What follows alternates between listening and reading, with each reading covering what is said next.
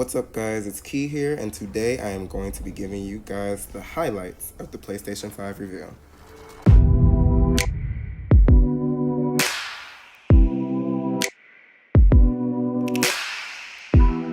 On Thursday, June 11th, Sony had their Future of Gaming event and broke the internet. Literally.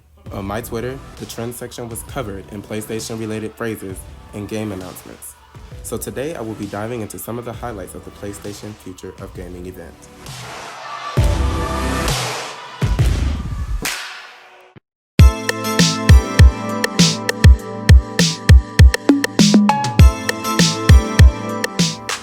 Ratchet & Clank is a game I've never played before, but I certainly will now.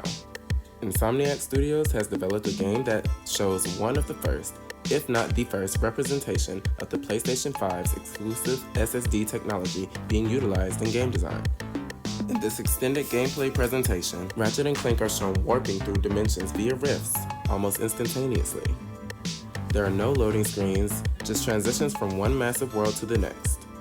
The game is vivid in color, style, and features, with amazing particle effects, colorful and diverse worlds, and ray tracing, seen particularly on Clank's helmet. Insomniac Game Studios even suggested they would be taking advantage of the DualSense controllers, new haptic feedback systems, to make playing with Ratchet's plethora of weapons quote-unquote more exciting than ever. Currently, there is no release date for the project, but I expect it to be within the 6-month window launch of the PlayStation 5. What do you guys think of Ratchet & Clank gameplay that was shown? Was it indicative of next-gen power, or were you expecting a little bit more? Leave a comment down below and let's chat about it.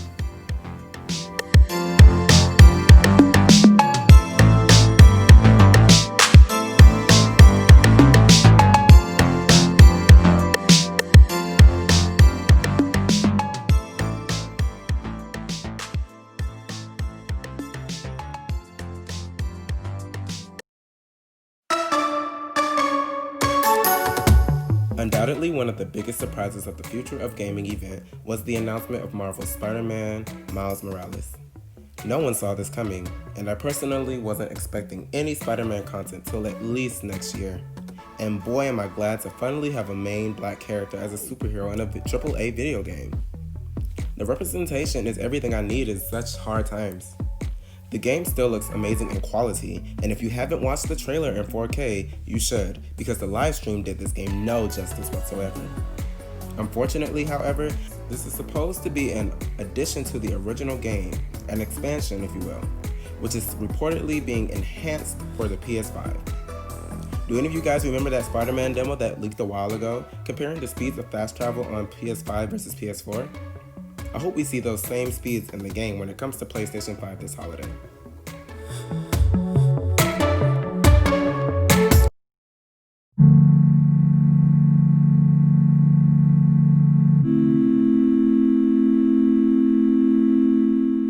Yep, that's right. The new Resident Evil is titled Village, not Resident Evil 8. Although it is the 8th edition in the series, and they will be treating it as such, they decided to name the game differently. However, you can still see the 8 in Roman numerals in the name. Village looks amazing, with werewolves and witches, cults, and the supernatural. And the series sees the return of Chris Redfield and Ethan. Ethan is the protagonist from Resident Evil 7. The harrowing castle overlooking the remote village looks amazing, and the village itself seems to have some very enticing yet horrific secrets to discover. Resident Evil Village eyes a 2021 release date. Are you guys enjoying the video so far? Do you like the new element of the supernatural that was added to Resident Evil Village? Leave a like and subscribe if you are enjoying the video, and comment what you think about the addition of werewolves and witches. And it used to be you and I.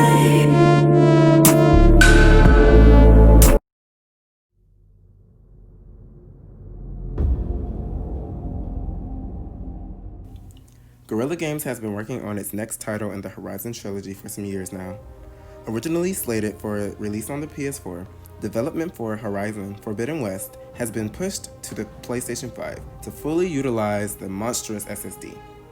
Aloy, one of my favorite characters on the PlayStation roster, is the protagonist in this story, once again searching for the details to the history of the world and her people. She'll be exploring what looks like San Francisco and possibly more areas of the western United States.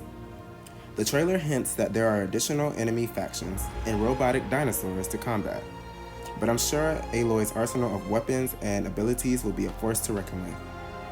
The game has spectacular visuals, and I hope some of, if not all of the scenes from the trailer were gameplay, and in real time, because the colors and details of everything shown was beyond spectacular. With new gameplay elements such as swimming, rock climbing, and hopefully flight, as well as visual leaps in quality and more land to roam, Horizon's second installment seems to woo PlayStation and Xbox fans alike.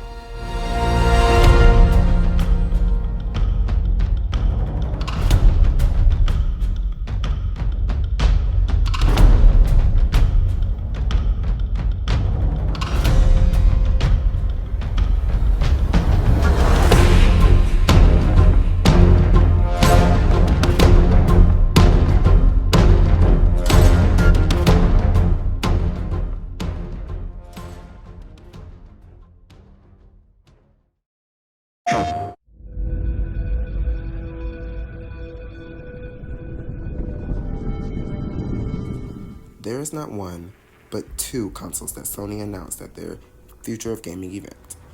One edition is a PS5 with a 4K Blu-ray disc drive for physical media, and the other is an all-digital console with no disc drive whatsoever. After waiting for months to see the PS5, I honestly love the new design and I can't wait for what's next.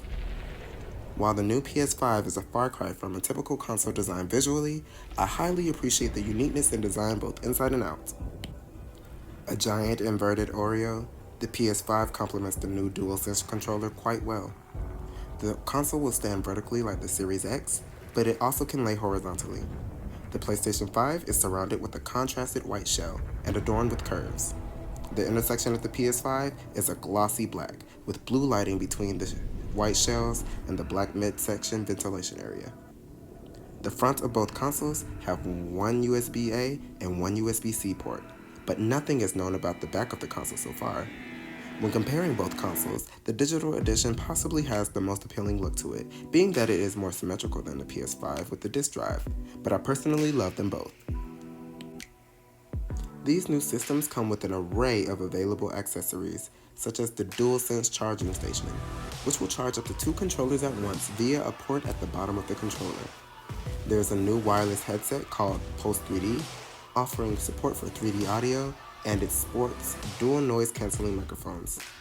The next accessory is an all-new HD camera, which has dual 1080p lenses. The final accessory is the media remote, which features a built-in mic for voice commands, as well as 4 blank buttons at the bottom of the remote with a hidden functionality. So that was my video covering some of my favorite highlights from the PlayStation's Future of Gaming event that was on June 11th. I will do a longer video discussing all of the things seen at the event, but I just wanted to share my highlights first. But enough about my highlights from the PlayStation event. What were yours? Perhaps you were completely washed away with the Demon's Souls remake by Bluepoint Games, or you're excited about the gameplay innovations in Hitman 3 that will be showcased in all of its glory on the PS5. Are you a fan of the console design and accessories? Disc drive or digital? Or are you still waiting on the Xbox to show their next-gen games lineup before you decide on a console? Let me know in the comments below, and let's share in our excitement for the future of gaming.